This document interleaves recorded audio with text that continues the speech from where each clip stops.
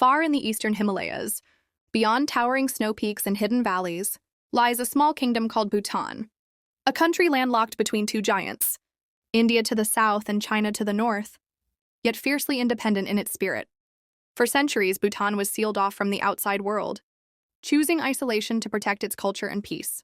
No foreign visitors, no highways cutting through the mountains, no rushing to modernity. While the world around it transformed with skyscrapers, factories, and endless noise, Bhutan stayed quiet, wrapped in silence and tradition.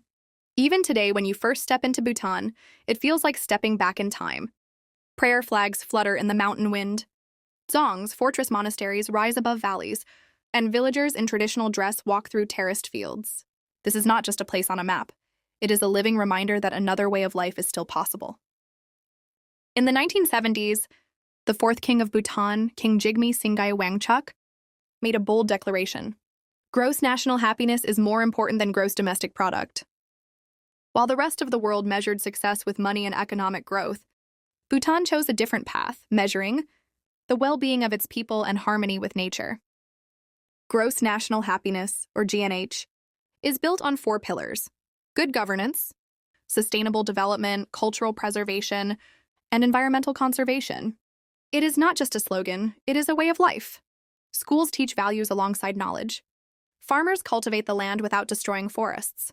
Leaders make decisions not only for profit, but for the balance of society and spirit. This idea shocked the world. In an age obsessed with GDP numbers, Bhutan reminded us that progress without happiness is meaningless.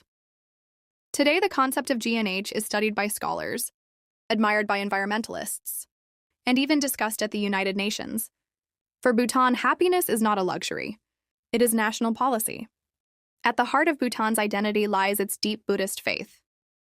Here, life is guided not by the rush of time, but by the rhythm of prayer wheels turning and monks chanting at dawn. Compassion, balance, and respect for all living things are not only personal beliefs, they are national values. The landscape itself tells the story. Dzongs, massive fortress monasteries built centuries ago, stand guard over valleys. Their white walls and red roofs dominate the skyline, reminding everyone that spiritual life and governance walk hand in hand. Festivals known as Tashikus transform these monasteries into stages of color, where dancers in elaborate masks perform sacred stories passed down for generations. Even in daily life, Bhutanese people hold tightly to tradition.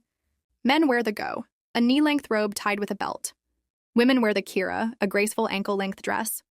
These clothes are not costumes for tourists. They are living culture, worn with pride every single day.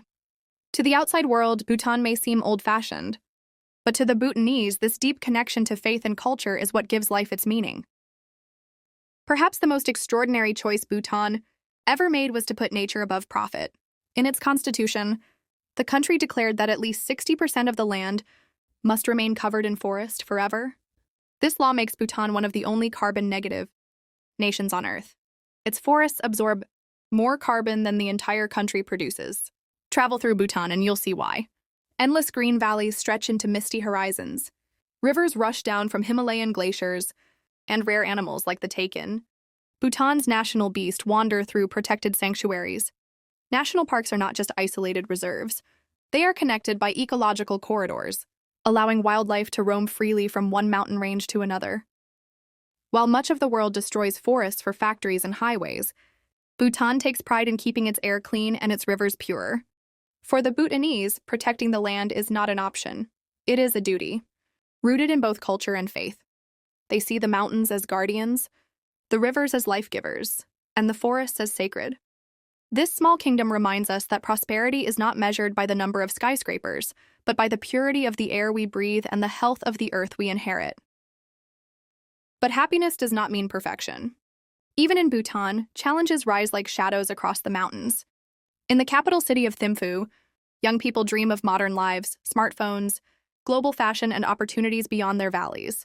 Some leave their villages, chasing work in the cities or abroad, leaving behind fields and traditions. Unemployment among the youth has become a concern. As global media flows into Bhutan, so too do the temptations of consumerism, fast entertainment, and the pressure to compete with the outside world. Tourism, once tightly controlled, now faces the delicate balance of growth without losing identity.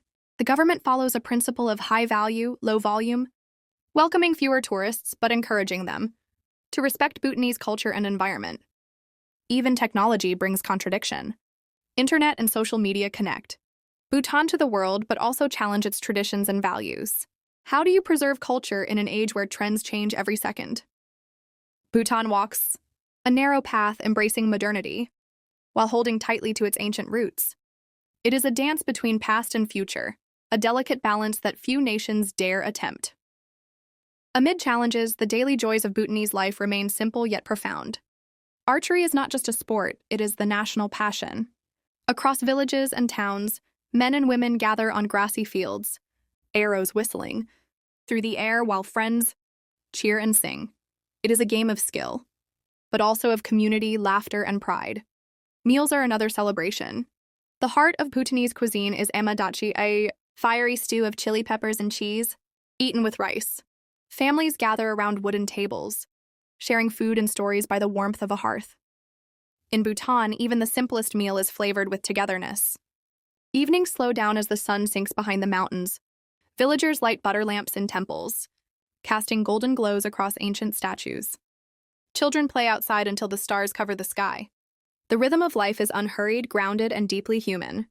In a world chasing speed, Bhutan offers something rare: the joy of living each day with intention, gratitude, and connection. Bhutan is not the richest country on earth, nor the most powerful. It has no skyscrapers that scrape the clouds, no armies that march across borders, no banks that shake the global markets. But Bhutan carries something rarer, a wisdom the modern world often forgets. Here, happiness is not left to chance, it is protected by law. Nature is not exploited, it is honored. Culture is not a museum piece, it is worn, spoken, and lived every single day. In a noisy, restless world, Bhutan whispers a different truth: that progress without purpose is hollow, and growth without gratitude is empty. It shows us that peace is not weakness, that simplicity can be strength, and that true wealth is measured not in gold, but in harmony between people, spirit, and earth. Bhutan's message to the world is simple yet profound. Happiness is not a dream. It can be a choice, a policy, and a way of life.